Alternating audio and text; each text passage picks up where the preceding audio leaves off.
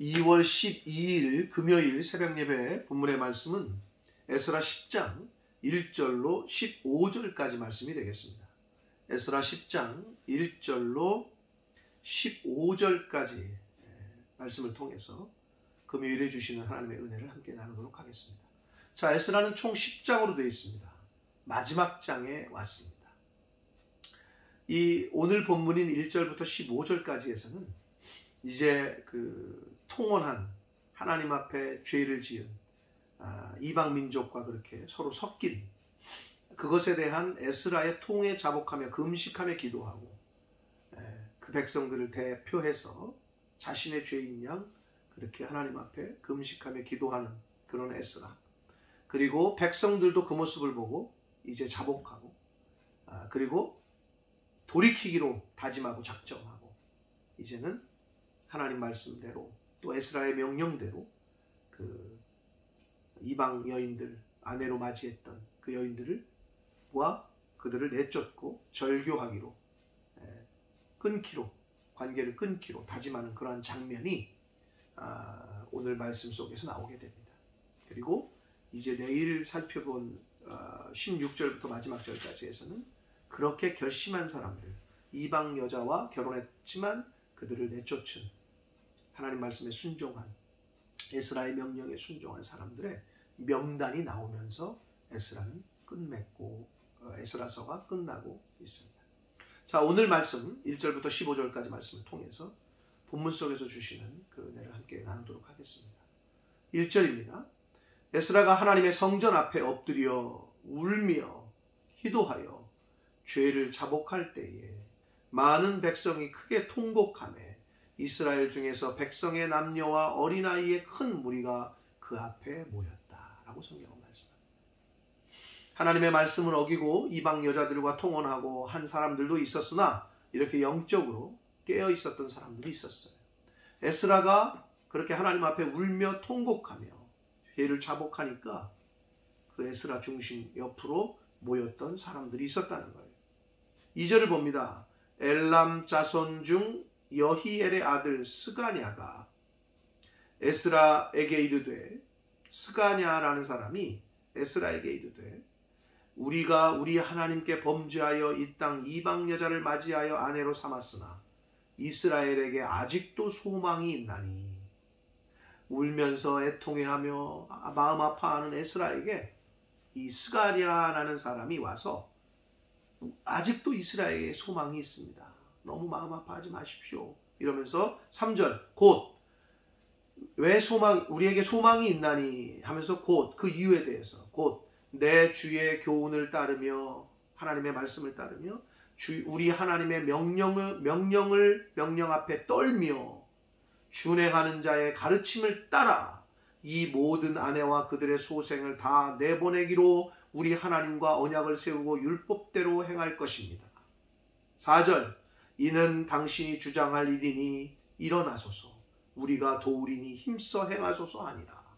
스가냐라는 사람이 이렇게 얘기한 거예요. 에스라에게. 마음 아파하며 자신의 일인 양 통해 자복하는 에스라에게 우리가 잘못해서 실수했지만 그 아내들을 다 내보내기로 작정한, 하나님과 약속하고 작정한, 하나님 말씀대로 살겠다고 작정한 사람들이 있습니다. 그들을 당신이 인도하고 리더해 주십시오. 주장해 주십시오. 우리가 돕겠습니다. 했던 스가냐라는 사람이 있습니다.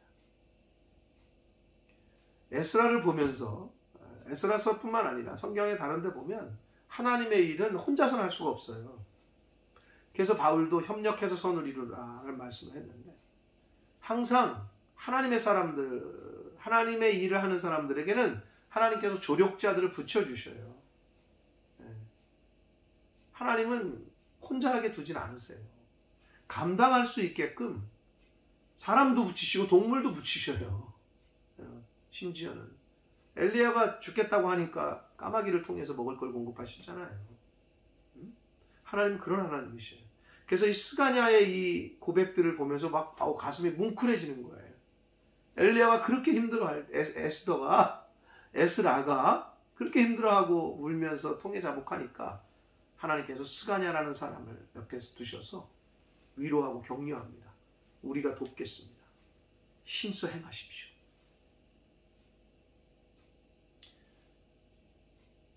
저도 이 말씀을 보면서 저에게 이런 스가냐 같은 사람이 있었으면 좋겠다라는 생각을 했고요.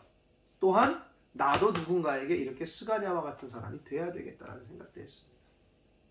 여러분도 여러분에게 스가냐와 같은 동역자들이 있기를 축복하고, 또 여러분도 누군가에게, 목회자이건 선교사님이건 또 아내이건 남편이건 또 주의 일을 하는 그 누구건 간에 누군가에게, 하나님의 일을 하는 그 누군가에게 스가냐와 같은 사람이 되시기를 축복합니다. 자, 스가냐가 그렇게 에스라에게 용기를 줍니다. 5절을 봅니다. 이에 에스라가 일어나 제사장들과 레위 사람과 온 이스라엘에게 이 말대로 행하기를 맹세하게 하매, 무리가 맹세했다는 거예요. 너네들 그러면 여자들 그 통혼한 이방 여인들 다 내보내기로 맹세하지? 맹세했다는 거예요. 6절을 봅니다. 이에 에스라가 하나님의 성전 앞에서 일어나 엘리아십의 아들 여호하난의 방으로 들어가니라. 그가 들어가서 사로잡혔던 자들의 죄를 근심하여 음식도 먹지 아니하며 물도 마시지 아니하더니.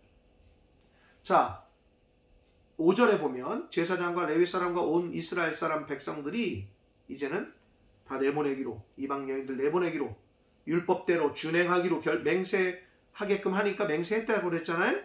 그런데 에스라가 또다시 들어가서 금식하며 죄를 근심하며 음식도 먹지 아니하고 금식하면서 또 기도하고 있어요. 계속해서 기도하고 있어요. 하나님 앞에서 이 일을 처리하는 에스라의 태도를 보게 됩니다. 성도는 목회자뿐만 아니라 하나님의 자녀들은 지금 맹세를 했는데도 지금 6절에 에스라는 사로잡혔던 자들, 그 포로에서 귀환한 자들이 자들의 죄, 그 죄를 근심하며 그랬잖아요.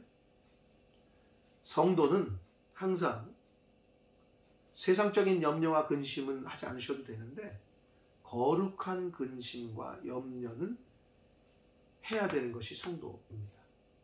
그럼 거룩한 근심과 염려가 뭐냐? 하나님의 나라와 의를 위한, 하나님의 교회를 위한 걱정과 근심, 그리고 복음 전함, 영혼 구원에 대한 걱정과 근심, 이걸 거룩한 근심이라고 해요. 지금 에스라가 지금 근심하고 있는 거죠. 그들의 죄 때문에 에스라가 리더로서 근심하며 하나님 앞에 금식하며 기도했어요. 기도한 후에 7절 결단을 내립니다. 유다와 예루살렘에 사로잡혔던 자들의 자손들에게 공포하기를 너희는 예루살렘으로 모이라. 자, 기도하고 나서 하나님 에스라가 이제 명령을 내립니다. 예루살렘으로 모여라. 8절 누구든지 방백들과 장로들의 훈시를 따라 3일 내에 오지 아니하면 그의 재산을 정몰하고, 다 재산을 빼앗고 사로잡혔던 자의 모임에서, 즉 이스라엘의 선민 공동체에서 쫓아내리라 하매, 이런 결단을 하고 선포를 합니다. 자, 그러자 9절 유다와 베냐민 모든 사람들이 3일 내에 예루살렘에 모이니 때는 아홉째 달 20일이다. 이게 오늘날 우리 태양력 달력으로 보면 11월에서 12월 사이예요. 춥죠. 겨울이에요. 그리고 이스라엘은 이때가 우기야. 비가 많이 와. 무리가 하나님의 성전 앞 광장에 앉아서 이 일과 큰 비 때문에 떨고 있었어요. 성전 하나님의 앞 광장에서 무리들이 다 모였잖아요. 모이라고 하니까 막 떨고 있었다는 거예요. 근데 성경에 보니까 이 일과 큰 비 때문에, 비가 내리고 있었어요.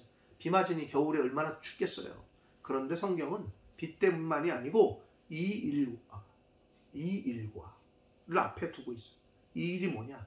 이스라엘 백성들이 이방 여자들과 통혼한 이 죄 때문에, 그러니까 비 때문에 떠는 것보다도 하나님 앞에서 죄진 것 때문에 떨고 있었다는 거예요. 성경은 그걸 얘기를 해요.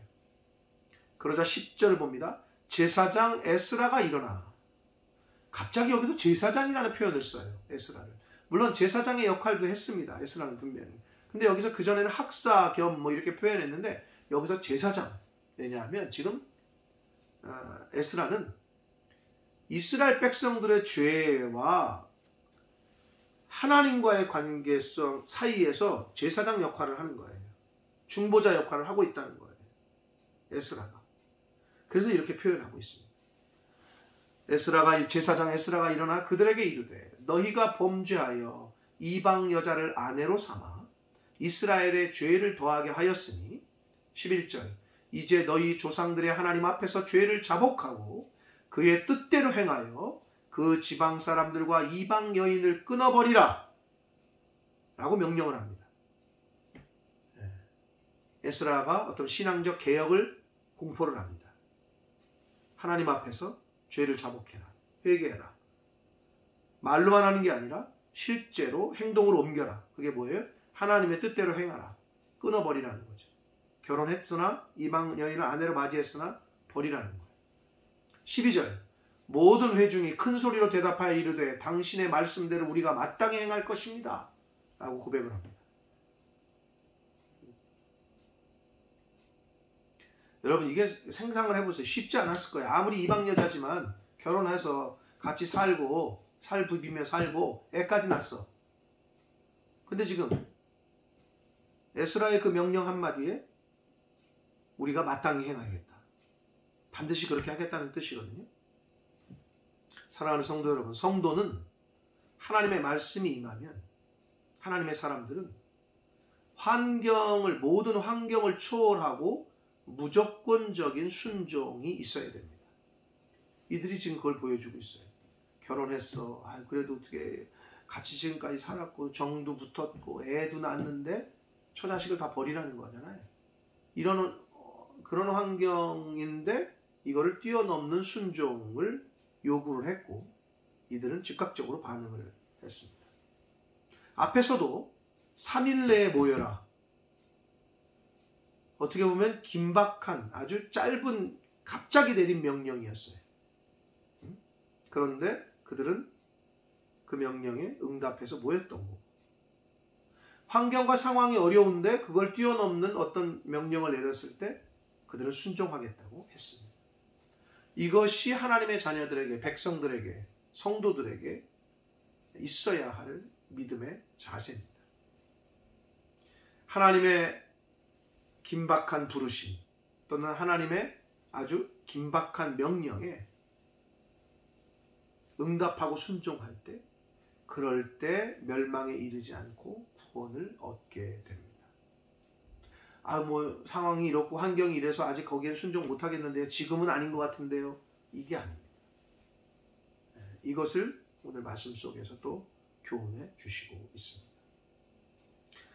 자, 그렇게 행하겠습니다라고 고백을 했어요. 그런데 13절 보니까 그러나 백성이 많고 또 큰 비가 내리는 때니 능히 밖에 서 있을지 못할 거고 우리가 이 일로 크게 범죄하였은즉 하루 이틀에 할 일이 아닙니다. 14절 이제 온 회중을 위하여 우리의 방백들을 세우고 우리 모든 성읍에 이방 여자에게 장가든 자는 다 기한에 각 고을의 장로들과 재판장과 함께 오게 하여 이 일로 인한 우리 하나님의 진노가 우리에게서 떠나게 하소서. 자, 다 그렇게 하겠다고 고백했는데 비도 오고 사람도 많고 하니까 그거를 앞으로 어떻게 이 일의 프로세스를 어떻게 했으면 좋겠다라고 사람들이 제안을 한 거예요. 13절 14절이. 그런데 15절 보니까 오직 대부분은 그렇게 제안을 했어요. 이렇게 좀 나누고 그래서 리더를 세우고 그래서 이걸 조사도 하고 그래서 이렇게 순차적으로 진행합시다. 이렇게 주장을 했어요. 그랬더니 15절 오직 아사헬의 아들 요나단과 디과의 아들 야스야가 일어나서 자 요나단이라는 사람과 야스야가 일어나서 그 일에 반대해요. 뭐냐? 이렇게 순차적으로 하는 걸 반대했다는 거예요. 그 일에 반대하고 개혁의 시기와 방법에 대해서 앞에서 얘기한 13절, 14절 대부분의 다수가 이렇게 얘기를 했는데 요나단과 야시야라는 사람이 일어나서 그 일을 반대해요. 이 두 사람은 그럼 뭐냐? 여기 성경에 나와 있지 않지만 그럴 일이 아니다. 이건 즉각 해야 된다. 지금 해야 된다라고 얘기하는 거예요. 이렇게 시간을 미룰 일이 아니다. 대부분은 그렇게 하자고 그랬는데 반대를 해. 그 일을 반대하고, 그리고 무술람과 레위 사람 삽브레가 그들을 돕다. 이 말은 요나단과 야시야가 그 대부분의 사람들의 의견에 반대해서 즉각적으로 하자 하니까 무술람과 레위 사람 삽부대라는 사람이 그 일에 그 두 요나단과 야시야의 의견에 동조를 했다는 거예요. 동의했다는 거예요. 자, 그러면서 오늘 15절까지가 내용이 바로 그 내용인데, 사실은 16절 이제 내일 살펴볼 말씀에 보면 에스라는 원한대로 대부분의 사람들의 동의대로 리더를 세우고 조사하게 하고, 그 다음에 그 개혁을 진짜 다 이방 여인들을 내쫓는 사람들의 명단을 이제 기록하게 됩니다. 자, 사랑하는 성도 여러분, 오늘 말씀 속에서 이 10장 1절로 15절 말씀 속에서 우리가 또 교훈받고 은혜를 받을 수 있는 것, 에스라가 자신의 죄인 양 리더로서, 하나님 앞에 중재자로서, 영적 제사장으로서의 역할과 모습을 잘 감당했지만 그럼에도 불구하고 혼자서는 할 수 없었고, 스가냐라는 사람이 옆에서 격려합니다. 행하십시오. 우리가 돕겠습니다. 하나님의 일을 함에 있어서 하나님께서는 하나님의 사람을 사용하시되 조력자들을 붙이십니다. 성경은 계속 그걸 사실 보여줍니다. 그 조력자가 천사일 수도 있고 동물일 수도 있고 사람일 수도 있습니다. 엘리야에게 나타나서 엘리야를 도왔던 천사, 까마귀, 사르밧 과부, 영적인 사람일 수도 있고 동물일 수도 있고 사람일 수도 있고, 하나님의 일을 함에 있어서 하나님의 합당한 일을 하는 사람은 하나님이 어떠한 방법으로도 도우신다 하는 걸 믿는 저와 여러분 되시길 축복합니다. 또한 저와 여러분 자신도 누군가의 하나님의 일을 하는 그 사람에게 조력자가 되어주라 하실 때 믿음으로 아멘으로 순종해서 그 역할을 감당하는 저와 여러분이 되시기를 축복합니다.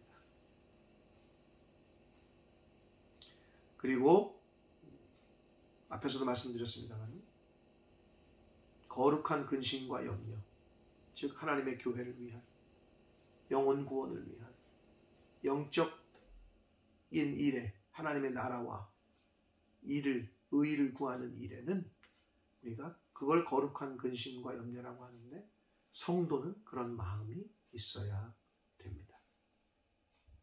그리고 하나님의 긴박한 숏 노티스라고 할 수도 있죠. 짧은 아주 긴박한 명령과 부르심에는 즉각적인 순종을 할 수 있는 그런 믿음을 소유하는 저와 여러분이 돼야 될 줄 믿습니다. 나중에요, 지금은 아니에요, 그건 내 판단이고, 하나님은 지금 가라, 오라, 해라, 보내라, 즉각적으로 순종하는 거죠. 그런 믿음. 그래서 성도의 순종은 환경과 상황의 제한을 받는, 상황과 환경이 지금은 아닌데요, 불순종하고, 상황과 환경이 되면 순종하고, 이건 어떤 의미에서 순종이 아니죠. 그래서 성도의 순종은 상황과 환경을 초월한 무조건적인 것이어야 합니다. 그러한 믿음을 소유하는 저와 여러분이 되시길 축복합니다. 기도하겠습니다. 살아계신 하나님 아버지, 오늘 말씀을 통해 에스라의 중보자로서의, 제사장으로서의 모습, 또 에스라를 돕는 스가냐의 그 모습, 또 에스라의 명령을 받은 이스라엘 백성들의 순종하는 자세와 모습, 아버지, 이것을 오늘 말씀을 통해 저희가 보고 들었습니다.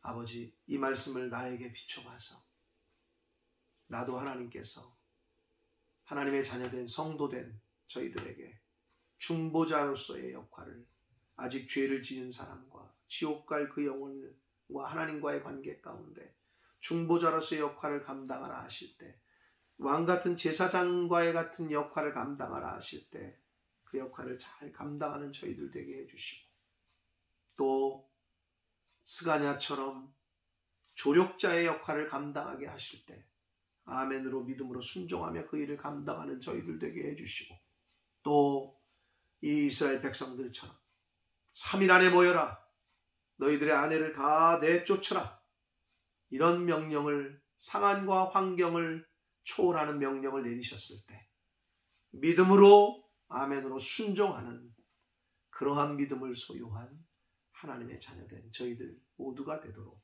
주여 은혜 내려 주옵소서.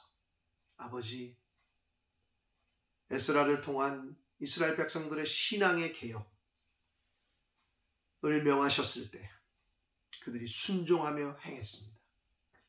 아버지, 보이는 교회, 성전의 재건도 중요하지만 보이지 않는 우리 내면의 교회, 이 마음의 재건과 영적인 재건을 잘 감당하는 저희들 될 수 있도록, 그것을 하나님이 명령하시고 말씀 속에서 교훈하실 때 받아들이기 힘들어도 즉각적으로 순종하여 끊어버릴 거 끊어버리고, 버려야 할 거 버리고, 드려야 할 거 드리는 하나님의 자녀된 저희들이 되도록 주여 은혜 내려 주옵소서. 예수 그리스도 이름으로 축복하며 기도 올리옵나이다. 아멘.